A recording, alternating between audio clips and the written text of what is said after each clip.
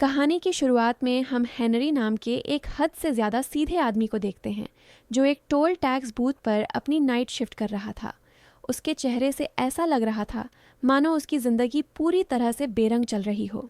सुबह जब वह घर पहुंचा तो उसकी बीवी ने भी यही कहा कि अब तुम मुझसे प्यार नहीं करते ना? मुझे याद है जब तुम करते थे। सब कुछ बहुत अलग था।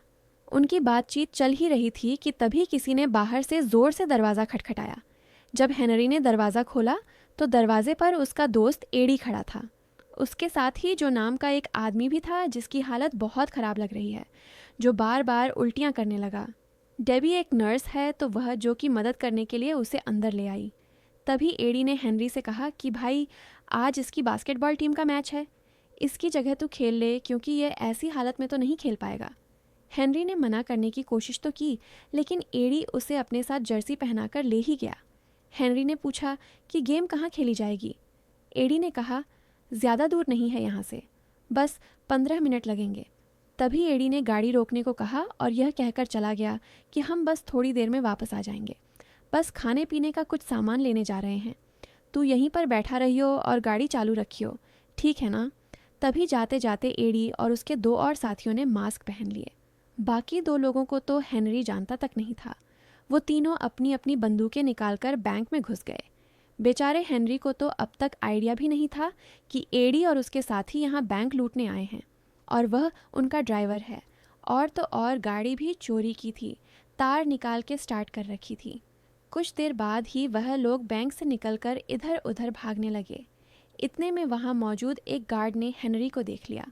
उसने बिल्कुल चोरों जैसी ही टी शर्ट पहनी हुई थी, इसी वजह से उसे गिरफ्तार कर लिया गया। पुलिस वालों ने हेनरी से बहुत पूछने की कोशिश की कि बता दे अपने साथियों का नाम, लेकिन हेनरी एडी के अलावा वैसे भी किसको ही जानता था। वह इतना सीधा था कि उसने एडी का नाम भी नहीं लिया, यह सोचकर कि जैसा भी है तो मेरा दोस्त ना। इसी वजह से बैंक को लूटने की कोशिश के जुर्म में हेनरी को 3 साल की सज़ा सुना दी गई। जेल में जाते ही उसकी मुलाकात मैक्स से हुई। मैक्स हेनरी से बहुत अच्छे से बात करने लगा।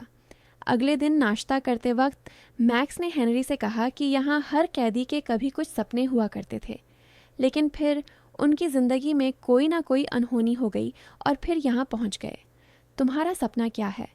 हेनरी ने जवाब दिया कि मेरा कोई सपना नहीं है। ये सुनते हुए मैक्स ने कहा कि कोई भी सपना ना देखना तो सबसे बड़ा जुर्म है। तो बताओ क्या है तुम्हारा सपना? हेनरी ने फिर से वही जवाब दिया। तो मैक्स ने कहा कि ऐसी ज़िंदगी का क्या फ़ायदा जिसका कोई सपना ही ना हो। इसी तरह 6 महीने बीत गए। डेबी हेनरी से जेल में मिलने आई और कहा कि मुझे तुम्हें कुछ ज़रूरी बात बतानी है। डेबी ने उसे बताया कि मुझे किसी से प्यार हो गया है, लेकिन हेनरी ने बड़ा दिल रखते हुए कहा कि कोई बात नहीं, मैं बस यही चाहता हूँ कि तुम खुश रहो। अगर मेरे साथ नहीं रह सकती तो किसी और के साथ ही सही। उधर मैक्स को अब जेल ही अपने घर जैसी लगती थी।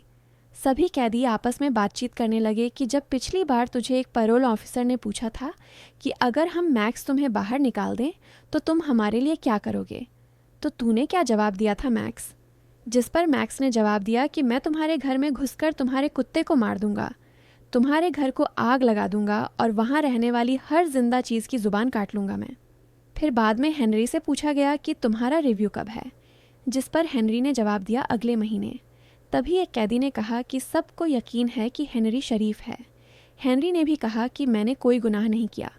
इस पर मैक्स ने उससे कहा कि तुमने जेल में समय बिताया है तो तुम चाहे कुछ भी कहते रहो, बाहर सबको ऐसा ही लगेगा कि तुमने कोई तो जुर्म किया है। खैर, जल्द ही हेनरी को जेल से छुट्टी मिल गई और सबसे पहले ही डेबी से मिलने गया। मगर जब जो ने दरवाज़ा खोला तो वह यह देखकर हैरान रह गया।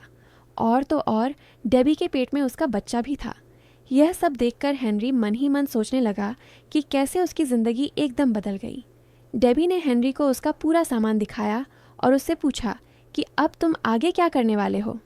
हेनरी ने कोई जवाब नहीं दिया और तभी जो वहाँ आया उसने हेनरी को एक बिज़नेस का ऑफ़र दिया और कहा कि कोर्ट में मेरा नाम ना लेने के लिए शुक्रिया।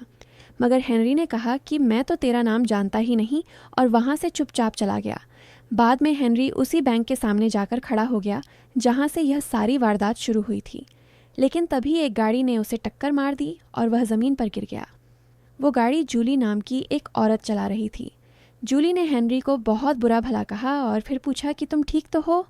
तभी वहाँ बैंक का गार्ड भी आया और एम्बुलेंस बुलाने को कहने लगा, लेकिन हेनरी ने इसके लिए मना कर दिया। इसके बाद गार्ड उसे थोड़ा सहारा देते हुए साथ वाले कैफ़े में ले गया, जहाँ जूली भी उनके पीछे पीछे आई और हेनरी ने जूली से कहा कि मैंने तुम्हें कहीं तो देखा है। इस पर जली ने कहा कि मुझे मत देखो, सड़क पर देखकर चला करो, और यह कहकर वह वहाँ से चली गई। जब हेनरी बाथरूम में गया तो उसकी नज़र दीवार पर चिपकी हुई